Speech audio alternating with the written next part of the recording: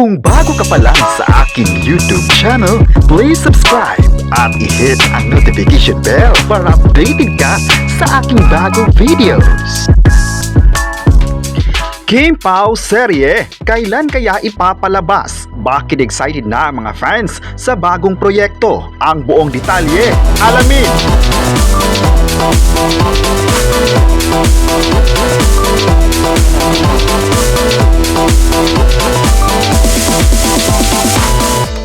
Ngayong araw, pinag-usapan talaga sa social media ang airing date ng The Alibi. Ilan sa mga netizens ay nagtatanong na kung kailan maipapalabas ng ABS-CBN ang nasabing serye. Ayon sa ilang article, posibleng maipapalabas ito ng kapamilya sa buwan ng August. Kung magtutuloy-tuloy pa ang proseso sa serye, ay masisilayan na nga ng mga viewers ang The Alibi sa ABS-CBN. Ayon naman sa ibang taong malalapit sa production, ay ugong-ugong na rin na maraming aabangan ng mga fans ng Kim Pao dahil sa full studded cast ang mapapabilang nito. Mas pinag-usapan talaga sa social media ang seryeng The Alibi kung saan excited na sila. Kung totoo nga na maipapalabas ito ng maaga, talagang marami sa mga manonood ang mai-excite. Ang kanilang excitement ay mula pa noong June 18 na pizza kung kailan nagkaroon ng media announcement ang Kim Pao.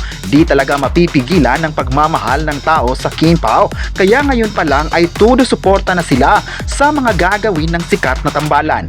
May mga netizen pa ang nagsabing sana ay magsisimula na ito dahil excited sila sa dalawang actors ng ABS-CBN na noon pa man ay iniidolo na niya ang acting.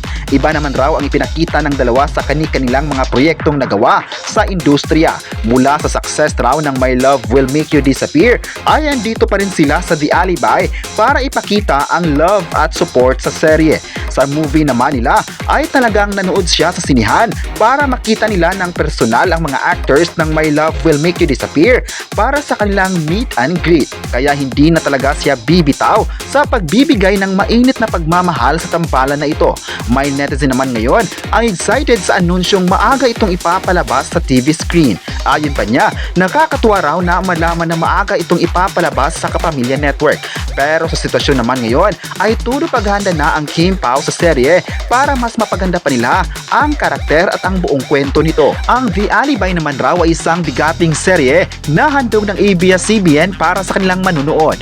Dapat raw kasi naaabangan ng mga paborito nilang Kapamilya stars at patuloy na susuportahan ito sa mga proyekto.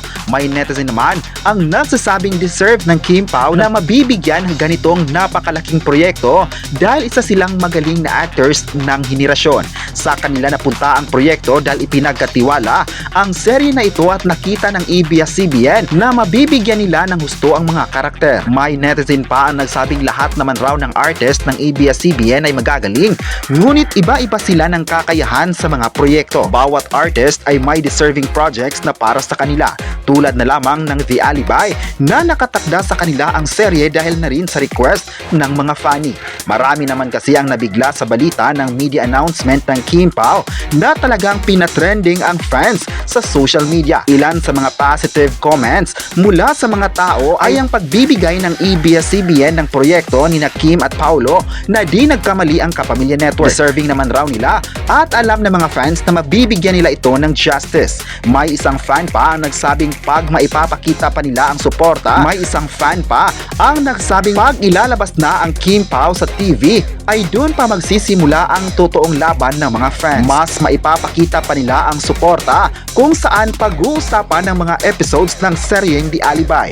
May netizen pa nga ang nagsabing kung totoong August ito ipapalabas ay kakasaya ito ng lahat. Aaminin raw na marami sa mga tao ngayon ang nag-aabang na sa proyekto ng sikat na Kapamilya stars. Hands-on talaga ang mga fans sa pagbibigay support sa kanila. Nakitaan sila ng stint sa showbiz mula nang naging part sila ng sikat na reality program ng ABS-CBN at GMA Network. Kaya tuloy na ang kanilang pagsikat sa showbiz industry.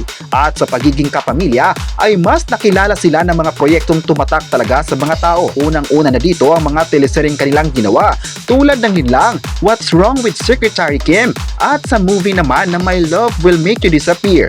Ilan lang ito sa mga proyektong kanilang pinagsasamahan sa isang project. Kaya this year ay aasahan pa na maraming gagawin ng sikat na love team ng bansa.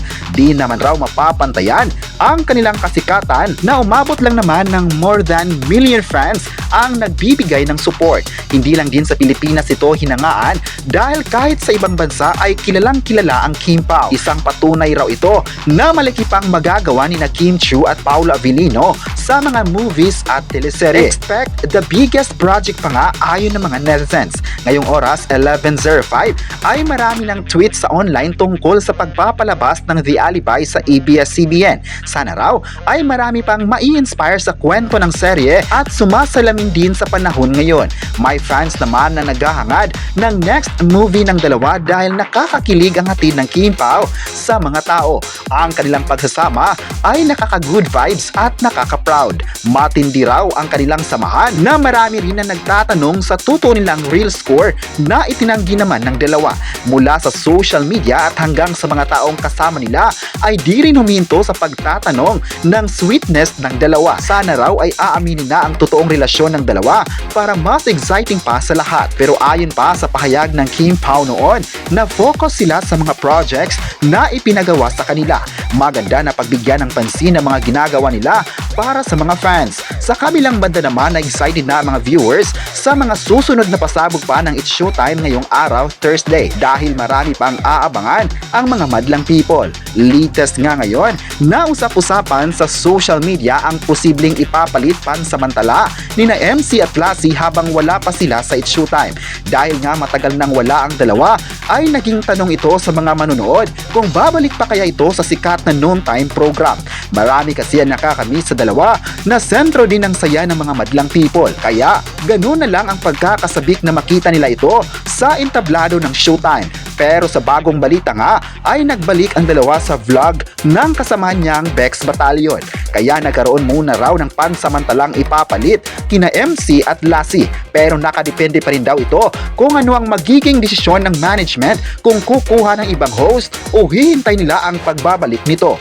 May mga netizens talaga ang naghahangad na makakabalik dahil isang kumpletong pamilya sila sa noontime show at nasanay na raw ang lahat na makitang nagbardagulan sa It's Showtime kasamang ibang magagaling na host. Aminado raw na malaki ang naging contribution ng dalawa noon dahil naging host sila ng mahabang panahon. Bago pumasok ng bagong tahanan ng It's Showtime sa GMA Network ay part na sila ng programa kaya di talaga mawawala sa kanila ang mamiss ang komedya na ito. Abang-abang na lang tayo mga kapresko kung anong magiging desisyon ng It's Showtime sa dalawa. Alam ng lahat na marami sa mga fans ni na MC at Lassie ang naghihintay ng kanilang pagbabalik sa It's Showtime. Kayo, ano ang masabi nyo na pinag-usapan ng Kim Pao sa social media? I-comment na kung excited ka na ba kung kailan ito ipapalabas ang bagong serye nila at huwag kalimutang i-subscribe ang ating YouTube channel.